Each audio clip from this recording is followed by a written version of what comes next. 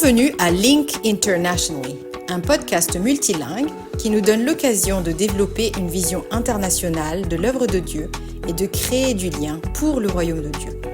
Ils étaient plus de 6,9 millions en 2022, un chiffre en constante croissance. Eux, ce sont les étudiants en mobilité internationale. Je m'appelle Hans et je vous propose dans ce podcast multilingue de découvrir des récits aussi variés que passionnants qui nous donnent des visages personnels derrière les chiffres des étudiants internationaux. Ces récits nous permettent d'élargir notre perspective de ce que Dieu fait dans le monde à travers ses mobilités étudiantes.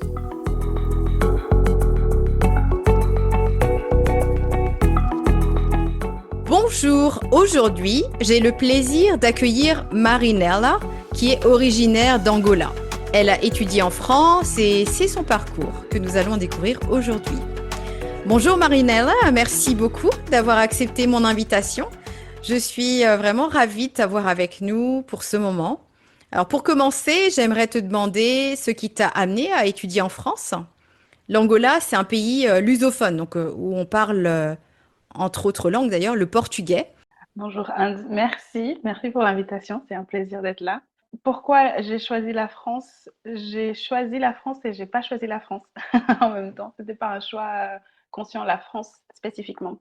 En fait, j'étais à l'université en Angola en deuxième année à la fac quand j'ai postulé pour une bourse d'études, pour un programme de bourse d'études d'excellence pour des étudiants entre 17 et 19 ans. Donc j'avais 18 à l'époque. C'était la semaine de mon anniversaire de 18 ans d'ailleurs que j'ai postulé. Et en fait, j'ai passé toutes les étapes de test pour cette bourse d'études et je l'ai eue. Et en fait, c'est l'entreprise qui proposait de financer mes études qui a décroché cette année-là un partenariat avec la France et certaines universités en France. Parce que d'habitude, évidemment, ils ont envoyé des étudiants plutôt au Portugal, de temps en temps au Royaume-Uni.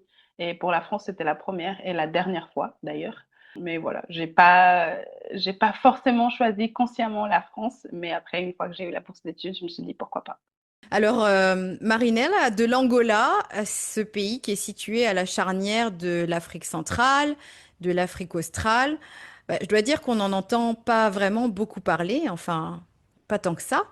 Merci en tout cas de nous faire connaître ton pays. Comment s'est passée ton enfance dans ton pays? Est-ce que tu peux partager avec nous des souvenirs marquants de cette période d'enfance? Moi, j'ai grandi dans une famille chrétienne. J'ai grandi dans un quartier qui avait la particularité d'être construit autour d'une église. Donc, c'était une église qui avait été fondée par des missionnaires. Et ils ont donc fondé l'église et à côté de ça, ils ont fondé un petit centre hospitalier, une école. Et du coup, moi, j'ai grandi avec cette école. Et c'est l'école où j'y suis allée jusqu'à mes, je pense, 10 ans. Donc, j'ai grandi un peu dans ce contexte où toute la vie de quartier se faisait autour de l'église. Et du coup, mes amis de l'église étaient aussi mes camarades de classe à l'école et c'était aussi mes voisins. Et en fait, on se croisait tout le temps. Qu'est-ce qu'il y a comme particularité en Angola? Je pense par rapport à la France, je dirais par exemple que les enfants ils vont à l'école qu'une demi-journée, donc soit le matin, soit l'après-midi. Et du coup, moi, j'étais souvent du matin et l'après-midi, bah, on jouait, on restait à la maison, on avait des activités avec les cousins, cousines ou les voisins, enfin, les amis.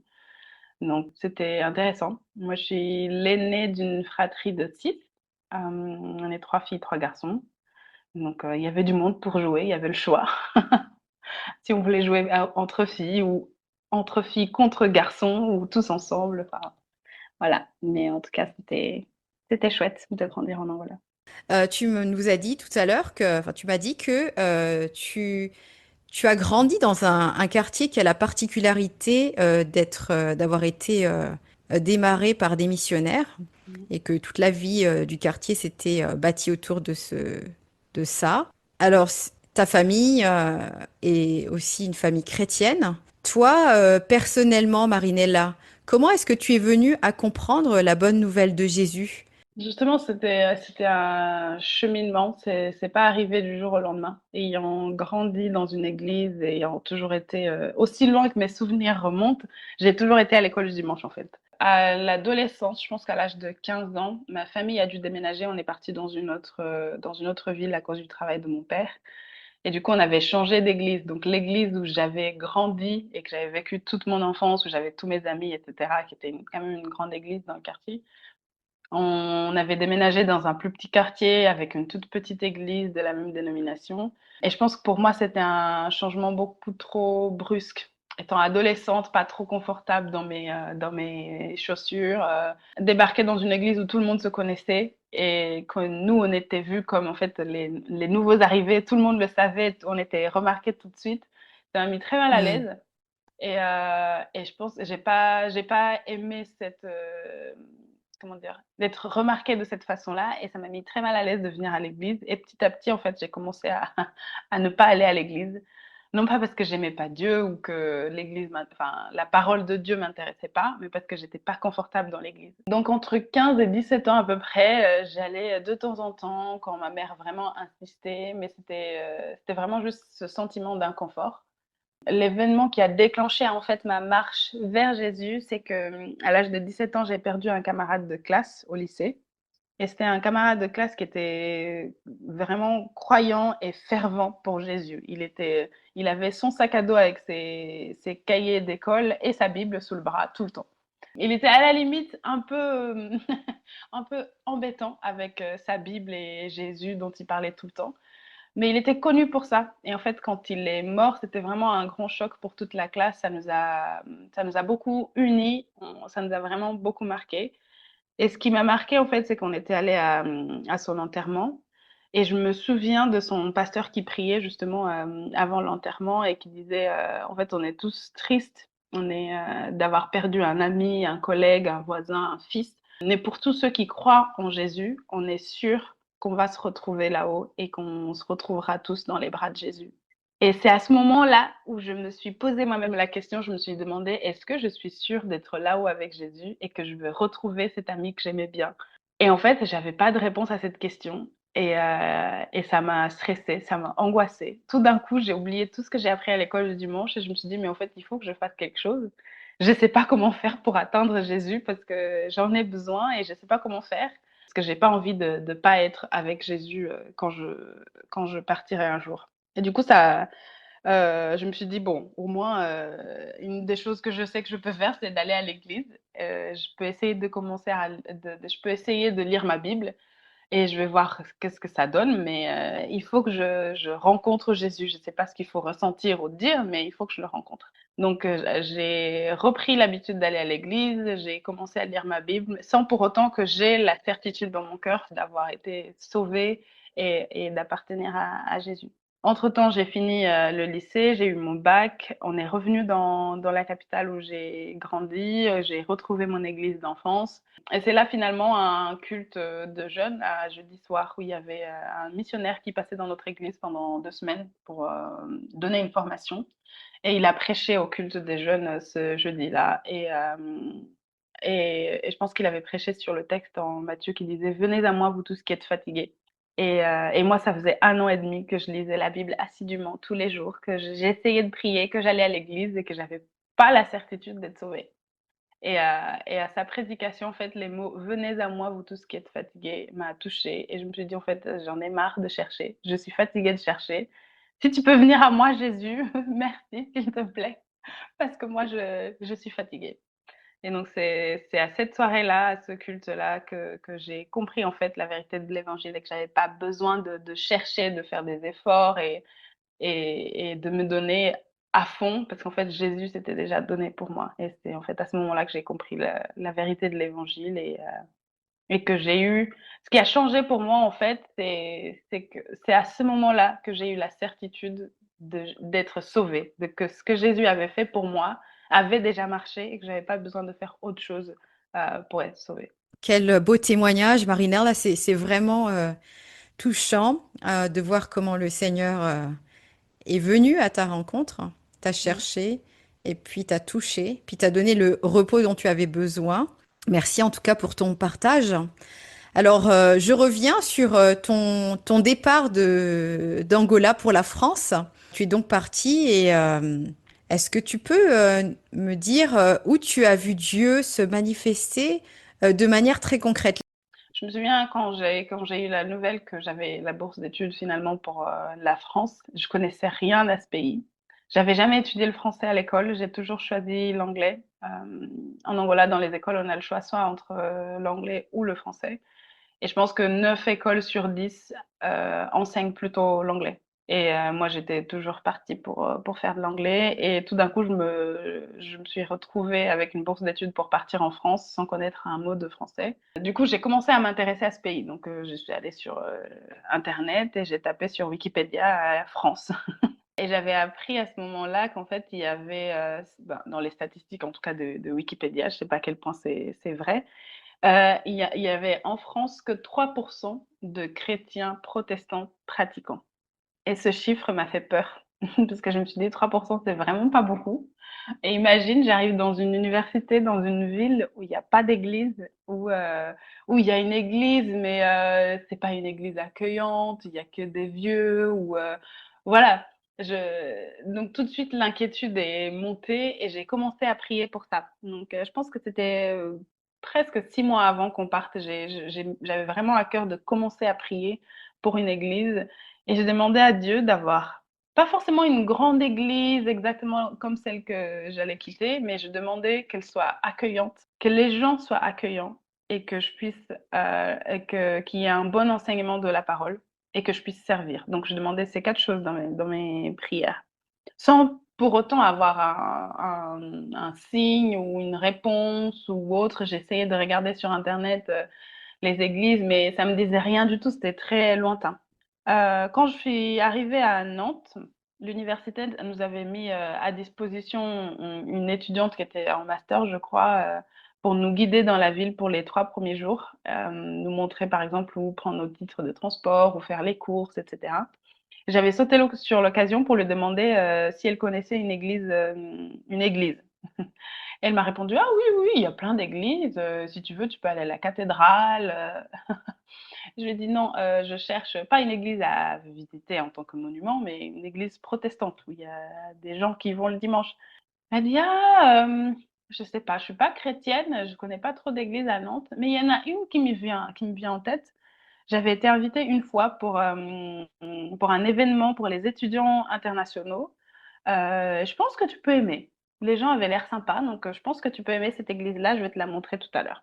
Donc on avait continué notre tour de la ville et en rentrant le soir, on est passé en tram devant l'église.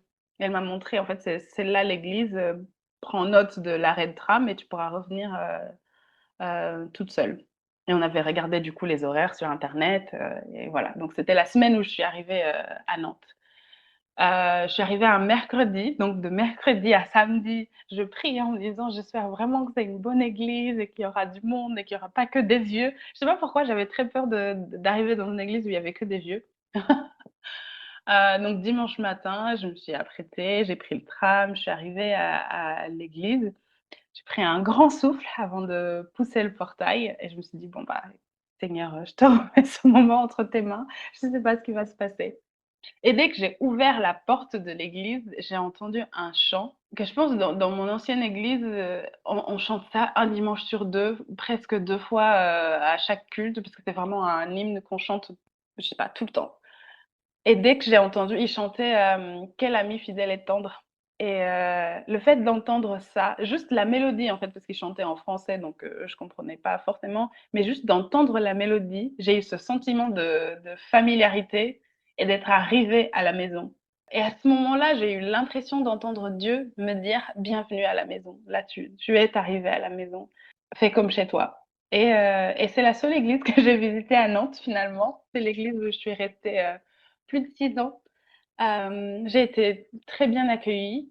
Pour moi, c'était une façon ou un, un moment où j'ai vraiment vu la main de Dieu qui m'a conduit depuis l'Angola jusqu'en France, qui a mis cette église dans mon chemin et qui a répondu à mes prières.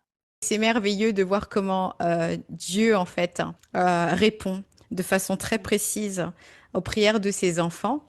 Qu'est-ce qui t'a le plus marqué et finalement, comment est-ce que tu as réussi à t'intégrer dans un pays dont la culture est, j'imagine, très différente de la culture angolaise? Bah, je pense que le peu que j'avais dans l'imaginaire, c'est ce que j'avais lu sur Wikipédia et sur les blogs sur Internet. Donc c'était assez caricatural. Mais par exemple, je viens de parler de l'Église et pour moi, la France, c'était un pays où il n'y avait pas d'Église, il y avait presque pas de chrétiens et quand il y en avait, c'était des vieilles églises avec que des personnes âgées, pas de jeunes.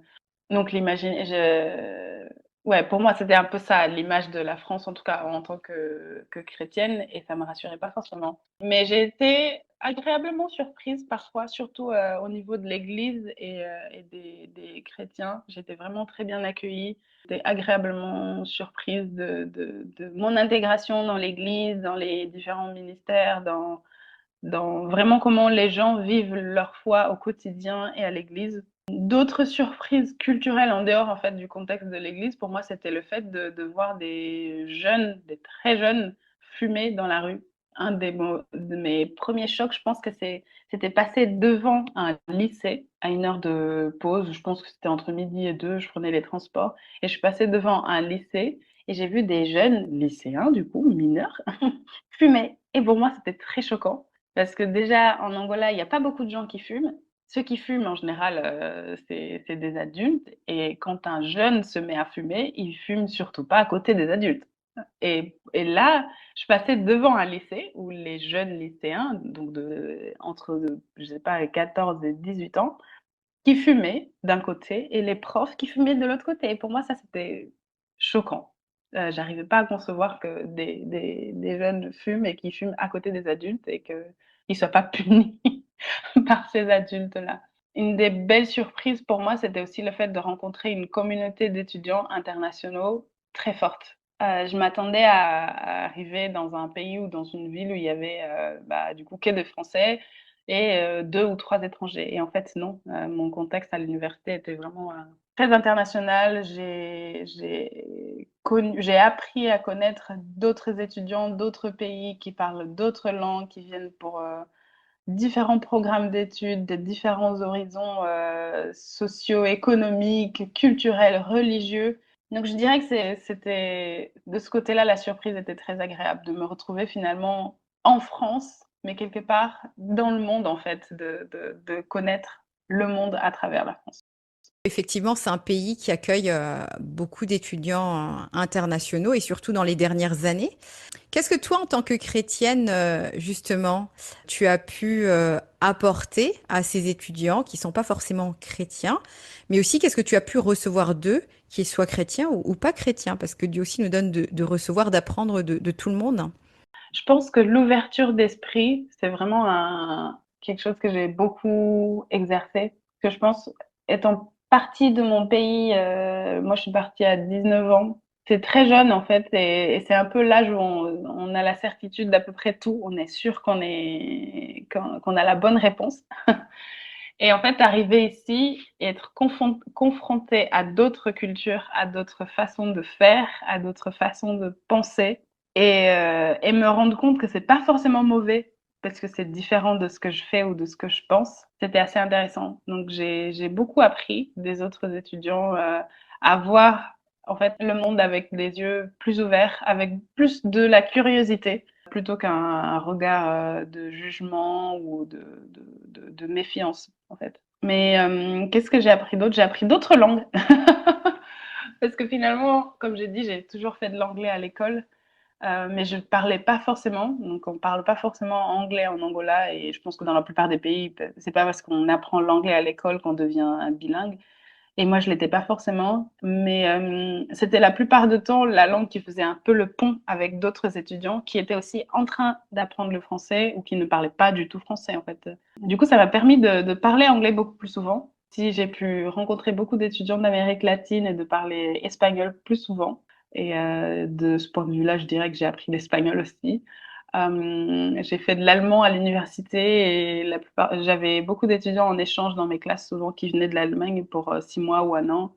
Et des fois, je proposais de faire un repas par semaine où je pouvais juste soit les entendre parler, soit parler doucement. Donc, je dirais que j'ai appris beaucoup de langues. Est-ce que tu peux nous dire, en fait, quel caractère de la personne de Dieu t'a le plus marqué et dans quel sens?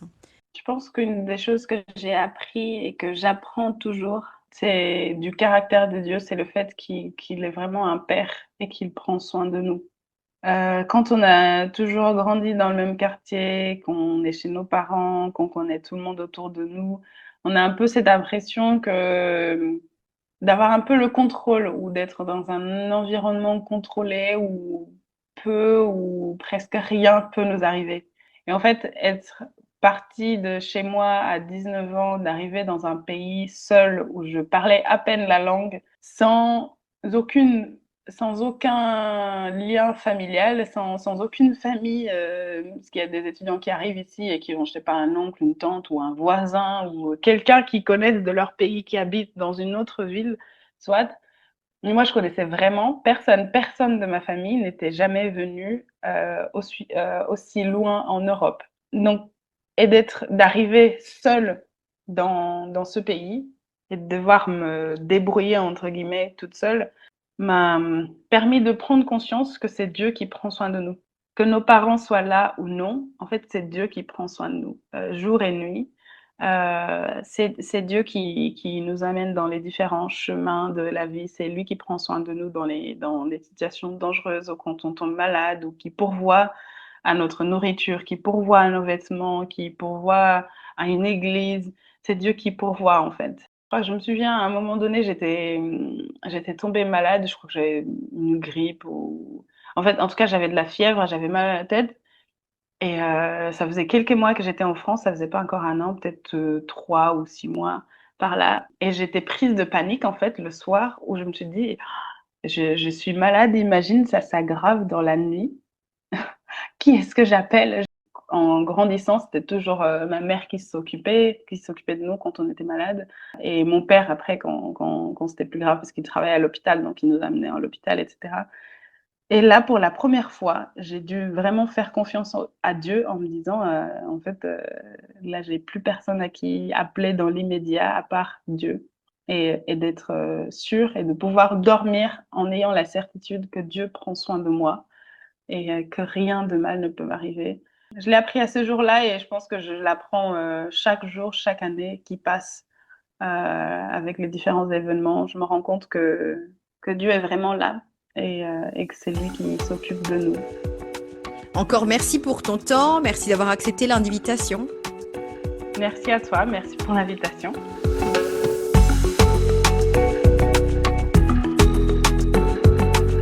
Merci à vous tous qui nous avez écoutés aujourd'hui. Si cet épisode vous a encouragé ou inspiré, n'hésitez pas à le partager autour de vous et abonnez-vous. On se retrouve très bientôt pour un nouvel épisode de Link Internationally, lundi prochain, en anglais, où on entendra l'histoire de Sue, de Malaisie, qui a étudié en Inde et au Pays de Galles.